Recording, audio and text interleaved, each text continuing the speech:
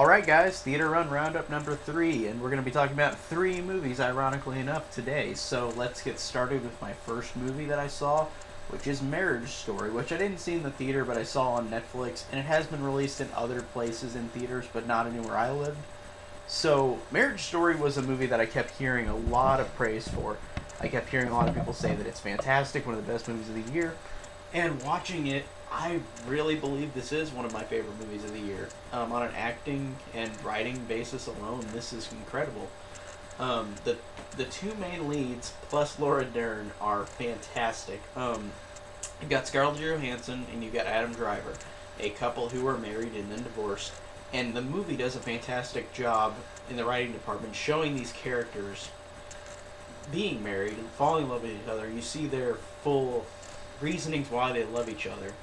And then the movie also is about them being divorced and showing that they are bitter towards each other and showing how they are suffering. And I really, really loved that. I thought that this movie does a fantastic job of building that up. And I also thought that the movie felt so real with how they encountered this. Like, the performances felt so real, the writing felt so real. I love that these characters are so well written and so interesting, and the way that they go along in this movie, whether they're married or divorced, in scenes, it's so believable and it's so realistic. And there are just moments of tension that blow me away because this is not a suspenseful movie. It's just about these characters being married and being divorced. But there are some moments of suspense in this movie that you're just sitting there like, oh my god, like what is going on? Like I can't handle this because it's actually that intense. And you'll understand what I mean if you see the movie. It's not like in a normal suspenseful way. It's just in what these characters are doing and the reactions to stuff. It works so well and it's so incredible. And again, those two are fantastic. I really love their performances. I think Adam Driver, that might be my favorite role I've seen him do, like, in terms of, like, acting. Because the only other movie I've seen him in is, like, the Star Wars movies. And I've also seen him in Logan Lucky, too, and he's good in that. But for a serious role, this is his best one I've seen so far. And Scarlett Johansson has done serious roles before, and she's great in, like, Lost in Translation, stuff like that. But this might be one of my favorite roles of her too. Like, this character is so interesting, and she just portrays her very, very well. And Laura Dern as this side character attorney is one of my favorite side characters of the year. Like, she is truly so fun and so funny and just brings that amount of spunk that makes this side character so memorable, even though this is just a side character. She always makes things memorable in movies, but in this movie in particular, the way that she really makes you remember her. And I really love that. It's just one of those side characters that is so incredibly memorable. So writing and acting alone, this is one of my favorite movies of the year, and I'm so glad I got to see this. Next movie I saw is Cats, that came out a couple days ago. I know nothing about the play. I know nothing about any of the adaptations of this. I know nothing about Cats besides that these are, like, in the play, like it's people dressed up as cats. And I knew nothing about that going into this movie. And watching this movie on the big screen, before I watched the movie, it had such a negative, like, reception from the trailers because this movie is so unintentionally creepy. And I noticed watching the movie that they redid some of the CGI because the CGI on their faces looks a little better, even though it's still very jarring. It's still very, very weird.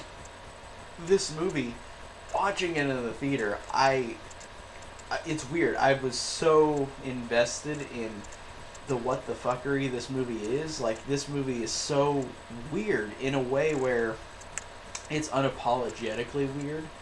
And I honestly commend them for being so unapologetically weird in this movie. They're trying to be different, and this movie does stand out. But this movie, to me, I did not care for. I thought, for the most part, it was pretty uneventful and pretty boring. It's just such a weird movie that I thought I thought I would like it more on just a creepy basis. But watching it, I just felt like it was in some ways by the numbers, like musical, where it was just like There's barely any dialogue at all. It's mostly sung in song, and some of the songs aren't that good. Like in terms of like being catchy or anything for me. The only song that I didn't mind that actually was the only good scene in the movie was the scene with Jennifer Hudson's character, which you've seen in the trailer where she sings the song in the trailer. That's the only scene in the movie where I was like, wow, this is actually a little moving because Jennifer Hudson is so damn good in that moment. But besides that, this movie is not very memorable, even though it should be, because it's just such a random... Well, not a random, it's such a weird movie in a way where it feels like it should be more memorable because they really were unapologetic just making this movie what it was, a weird-ass play interpretation of the play.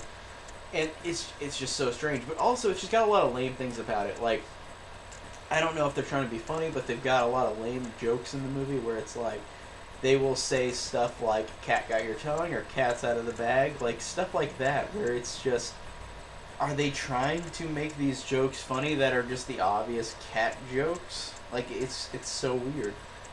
And just watching it, it's just such a weird movie. And honestly, I probably, and I don't do this, but if I like did like acid or something, maybe I would have enjoyed this movie more, because this movie, I wondered if whenever Andrew Lloyd Webber did this, like made this play or whatever, or like, I wonder if he was like drugged out of his mind or something. And I know nothing about Andrew Lloyd Webber. Can't say that right. I know nothing about him really, besides the fact that he did the Phantom of the Opera. That's all I know. But I wonder if he was coked out of his mind making this story, or maybe the people who did the play were coked out of their minds. Either way, someone was coked out of their minds doing this, because this is just so weird.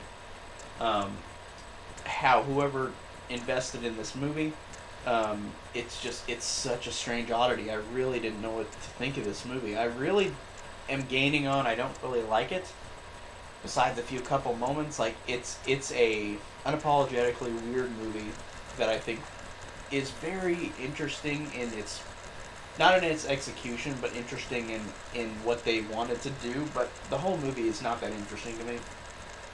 And also, it's a movie where, at the end of the movie, this is not a spoiler, they sing a song, but they sing the song, and then it's like a 5-minute song, and then every, 30 seconds, they will stop the song and look at the camera and say something, and then go back to the song, but then talk to you on the camera again from their point of view, and it is so weird. It's like the movie would not end. I wish the movie would have just ended, but it kept going on, because they kept doing a song, but then stopping midway and then saying a line and then going back to the song again, so you never knew when it was going to end, or at least I didn't.